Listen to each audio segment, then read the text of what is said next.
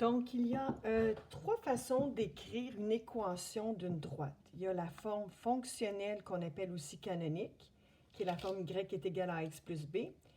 Puis, il y a aussi la forme symétrique et la forme générale que nous verrons plus tard. Donc, allons-y avec la forme fonctionnelle. Donc, la forme fonctionnelle, ce qui est intéressant de cette forme-là, c'est que le y est isolé. Donc, généralement, c'est qu'on a la variable x qui est indépendante et la variable y qui dépend de x.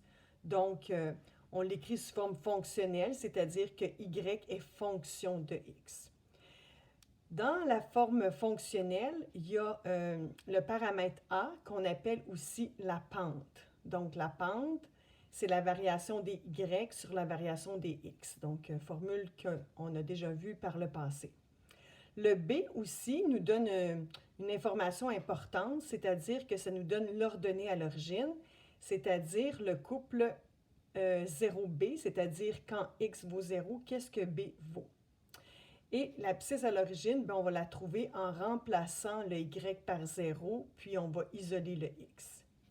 Donc, on va faire un exemple pour s'assurer que le tout est compris. Supposons que j'ai la fonction, l'équation où la fonction y est égale à moins 2x sur 3 plus 2.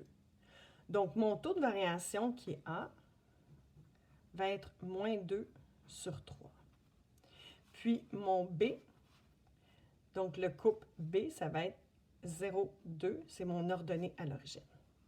Donc, bien entendu, on aurait pu tracer notre droite en trouvant différents couples solutions, comme par exemple, si je mets x qui vaut 0, 0 fois moins 2 tiers, ça fait 0, plus 2, ça fait 2. Ensuite, j'aurais pu mettre le couple, disons, le x qui vaut 3, moins 2 fois 3, moins 6 divisé par 3, ça fait moins 2 plus 2, ça fait 0. Et si je mets 6, moins 2 fois 6, ça fait moins 12. Moins 12 divisé par 3, ça fait moins 4. Le tout moins 4 plus 2, ça va faire moins 2. Et on aurait pu placer ces trois couples-là pour tracer notre droite. Vous allez voir tantôt, on va voir qui passe par ces trois couples-là. Mais il y a beaucoup plus simple quand on a la forme fonctionnelle, c'est-à-dire qu'on peut aller placer notre couple 0,2. Vous voyez ici, notre 0,2, c'est notre couple qui est ici. Quand x vaut 0, ceci disparaît et mon y vaut 2.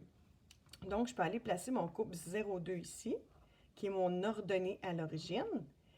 Et par la suite, avec mon taux de variation, bien, je peux faire comme la variation, ici, c'est la variation des y sur la variation des x.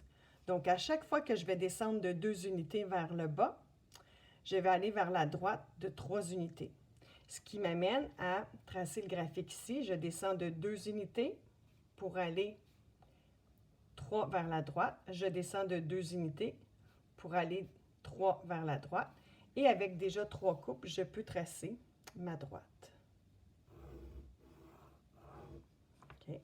Et on voit ici que j'ai récupéré mon couple 3, 0, puis le couple 6, moins 2.